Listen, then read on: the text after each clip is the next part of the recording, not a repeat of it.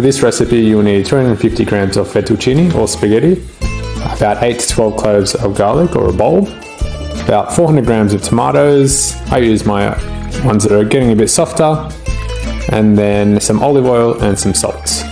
I started by taking the skin off the garlic, then I just finely chopped, but not too carefully, the garlic. A hot tip is to run your hands over some stainless steel after so that you can get rid of the smell.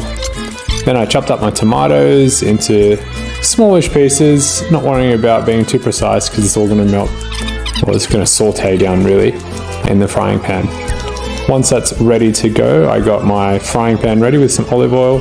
Actually added some extra virgin and some virgin olive oil just so the melting or the burning temperature is a bit higher. Then I waited for it to heat up.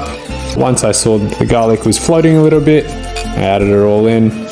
Added my spaghetti or fettuccine, which takes about 12 minutes. Set my timer, constantly stirring, or every minute or so stirring my tomatoes and garlic. Making sure the fettuccine doesn't stick. I've obviously added some salt, about 1.5 teaspoons. And I'll constantly check on it, make sure it's not sticking together, so spreading out those fettuccine. Once it's ready, I actually use the tongs to bring in the fettuccine, so I get some of the water going in, and then I'll mix it around nicely while frying it at a high heat for about a minute or so. Once it's ready, I turned off the heat, stir it around, making sure nothing's stuck to the bottom. Put it into a nice big serving platter, and then use that serving platter to serve my plates.